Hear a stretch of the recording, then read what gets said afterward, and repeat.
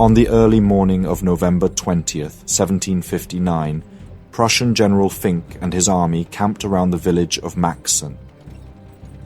The king tasked him with an important and crucial mission. He was to cut off the Austrian army from their supply lines. As dawn set in, several scouts rushed towards his quarters. Austrian troops were approaching from not one, not two, but three sides. They were surrounded. There was no way out. General Finck had no other option but to fight for survival.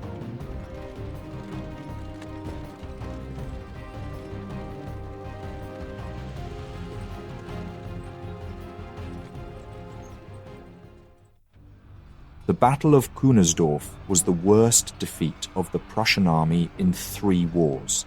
Prussia's 48,000-strong army deteriorated into, at best, 3,000 soldiers resembling somewhat of a fighting force. There was no way the kingdom would survive this, as the Austrians, Russians, Imperials and Swedes had the perfect opportunity to converge against it. Exactly what Frederick the Great had feared all this time. In the battle's direct aftermath, Frederick was violently ill, exhausted, depressed, and contemplated suicide or abdication. The kingdom was in dire straits. But despite their victory at Kunersdorf, the Russians also received an enormous blow. Their losses were not to be underestimated. Saltykov lost 4,700 men at the Battle of Kai, and another 19,000 at Kunersdorf. His army bore the absolute brunt of the damage.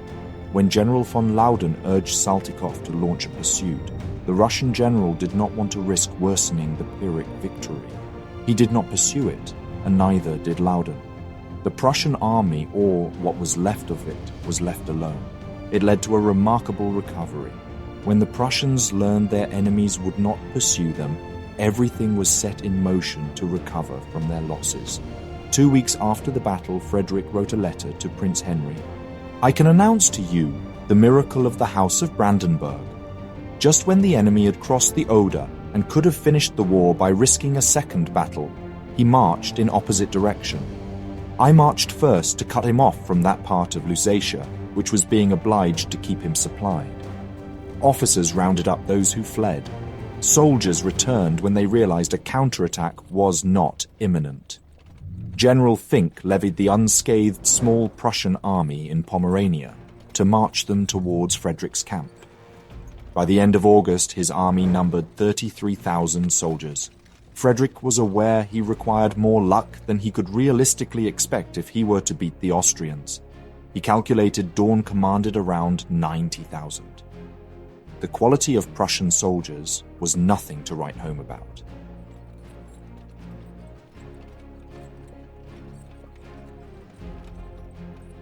Many of them were freebooters and rogues.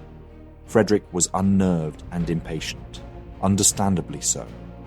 Large armies surrounded his kingdom, and he was entirely in the dark about what plans its commanders had.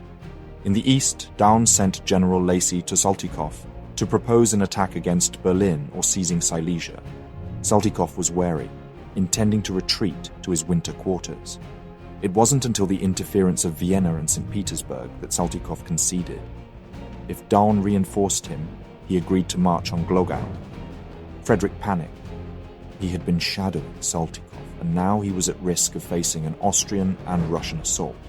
He did not want to let the Russians seize Glogau, and despite being outnumbered, he resigned himself to defending it to the death. Around Saxony, combat began heating up. The Imperial army under Prince von Zweibrücken captured Halle, Leipzig, and Wittenberg. They marched on Dresden. A ragtag bunch of poor battalions under Johann von Wunsch was sent to defend the city. Ferdinand, in the west, could spare no soldiers, but the old general managed to surprise his enemies and his king. His recapture of Wittenberg and Torgau was the first positive news that reached the king in a long while. This was fantastic news, be it not that Dresden's commander surrendered to the Imperials one day before news of Wunsch's approach reached him. Positive news followed. Daun failed to reinforce Saltykov with food and artillery. The Russian commander refused to lay siege to Glogau, and a stalemate developed. The Prussians and Russians faced each other, neither side engaging in combat. Frederick finished his monograph on King Charles XII during this period. Surprisingly, he had ample free time. Whereas the East was in a lull, action heated up around Saxony. Frederick ordered Henry and his 20,000 troops to join his generals there. The prince was reluctant, but once he went, he was unstoppable. His army marched 50 miles in 2 nights. At Hoyerswerda, he fought a corps of irregulars, capturing 1,800 prisoners, losing only 44 men. Henry's advance caused Daun to hurry towards Dresden, reportedly in such a rush that he lost 3,000 soldiers underway due to exhaustion and desertion. In Saxony, a stalemate developed as well. Although Henry worried immensely about his chances against Daun, Frederick ordered him to shadow the Austrians. On October 15th, Saltykov finally broke the stalemate and began his long withdrawal to his winter quarters at Thorn, much to the anger of the Austrians. Laudon was forced to start the long march through Poland to Moravia for his winter quarters. This freed up all Prussian soldiers in the east. The anxious Henry would soon be reinforced as the king embarked on the trek westward. His confidence was returning.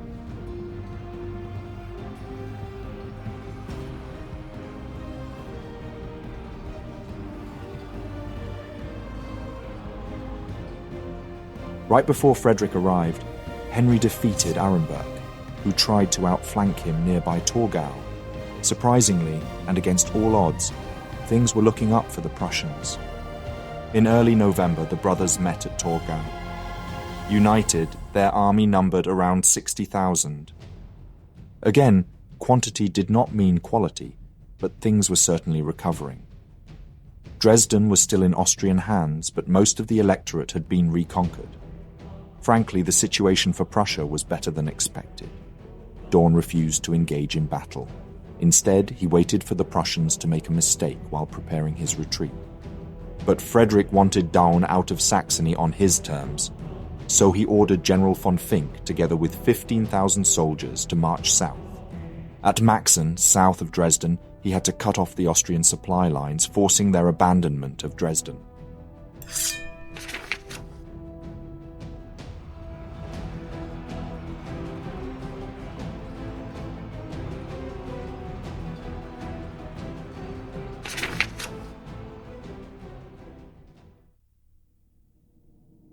On November 19th, Finck's army reached the village of Maxen. It was one of the first snowy days of the year. The village stood on a plateau surrounded by the Erzgebirge. Most pastures were frozen. He commanded around 4,000 cavalry and 11,000 infantry. Daun was onto the Prussians, and he knew that once part of the Prussian army was isolated, it was an easy target. He divided a 32,000-strong army into parts, all converging on Maxen from different sides. His army approached from the southwest and set up camp at Dippoldiswalde. An imperial army guarded the village of Dohna in the northeast, while General Anton Joseph von Brentano-Cimaroli approached from the northwest. Both commanders commanded 16,000 troops. Finck was outnumbered at least 2-1. Finck deployed his army in a defensive crescent position on the hills around Maxen towards Schmorsdorf. He was well aware his enemies surrounded him, and he did his best to deploy his army strategically. Besides the central deployment, he deployed Wünsch's small corps between Falkenhayn and Sürsen. On the morning of November 20th, covered by fog, Daun's army departed from Dippoldiswalde, a 2-hour march away from Maxen. Among the commanders were Siskevich and Lacy. Cimaroli also embarked on a march. The Austrian armies converged on the small village and Finck's defensive positions. The frozen ground made moving difficult for artillery and cavalry.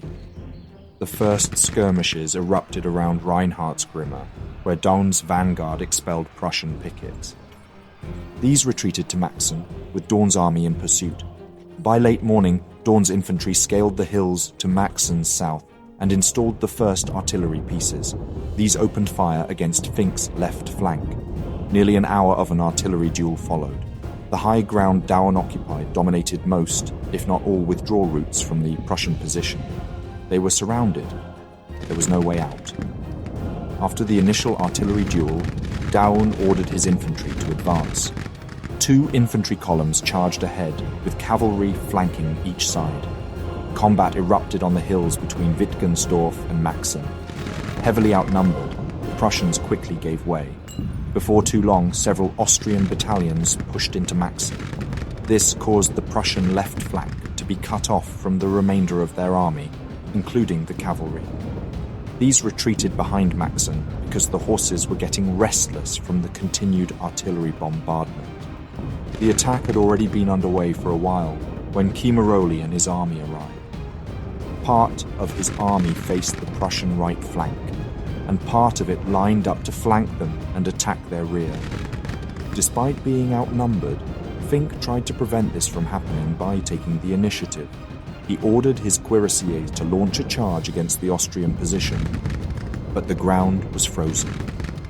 The cavalry charge did not take up speed, and the Austrian volleys easily picked off the Prussians. When Kunersdorf's artillery began firing grapeshot, the cavalry broke. It was a disaster, and his cavalry retreated. Finck spent considerable time rallying them. As this was ongoing, Daun linked up with Kunersdorf.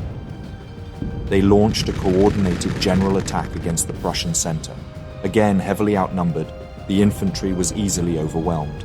The vanguard retreated, leaving standards, flags, and artillery up for grabs. Some Prussian regiments tried to launch a counterattack. The Austrian cavalry was close enough to nip this in the bud, despite the rugged terrain. Dragoons launched a counteroffensive, routing the infantry. It was a disaster. Finck understood the severity of the situation. He rounded up whatever troops he could find and marched north towards Wunsch's contingent. But the Austrians were everywhere, and he didn't get further than Schmorsdorf. Many soldiers were left behind to be captured by the Austrians, as Finck haphazardly tried to get his army in battle position at Schmorsdorf. Meanwhile, in the background, a Reichsarmee contingent was advancing from Dohna, Burghardswalde, and Wiesenstein. Combat continued, but the remaining Prussians managed to keep the advancing Austrians and Reichsarmee back for now. Because it was a short November day, night fell early. Under cover of darkness, Finck's army retreated towards Falkenhayn. Here, they linked up with Wunsch's corps, which had been stationed there since the beginning. As they left Schmorsdorf, the Austrians immediately seized the village. The Reichsarmee contingents kept a close eye on their every movement. Finck tried to get his cavalry to find an escape route. He was informed there was none, and he could do nothing but request a surrender to Daun. The Austrian commander told him he would only accept a surrender if this included the cavalry and Wunsch's corps. Seeing no reasonable way out, Finck conceded. Finck was surrounded, cut off, and forced to capitulate. As a result, 2,000 Prussians became a casualty and 13,000 were captured. 16 battalions, 36 squadrons. Among them were 9 generals, 500 officers, and 71 artillery pieces, 44 ammunition wagons, and 96 flags. Besides Kunersdorf, this was one of the most significant numerical losses Prussia suffered during the war. Daun lost 934 soldiers, including dead and wounded. The losses at Maxen were significant. Daun simply used his overwhelming numbers to storm the Prussian positions and seize a relatively easy victory. Frederick blamed Finck for the disaster, despite the general following his orders. The general spent the remainder of the war in Austrian captivity, and upon his return, Frederick had him court-martialed and imprisoned.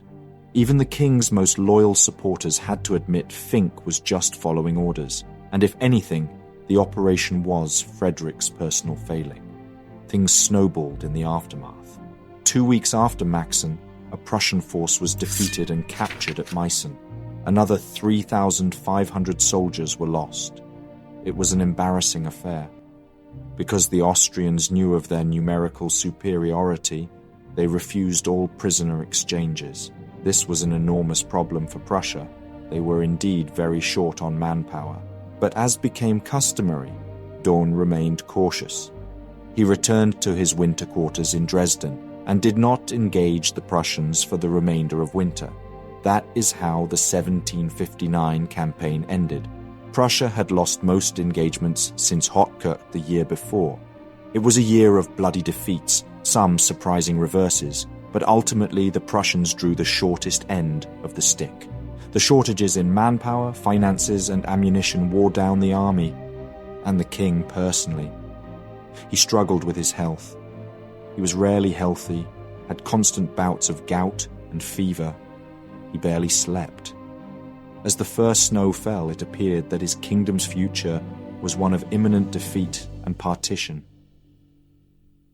Thank you very much for watching this video. If there is a topic, battle, or person you would like to know more about, let me know your thoughts in a comment. I would also like to thank all my patrons and channel members for their generous support. If you enjoy House of History and you want to support my work, consider joining me on Patreon. For just $1 per month, you will already gain early access to all my videos without any in-video advertisements. Don't forget to subscribe. See you next time.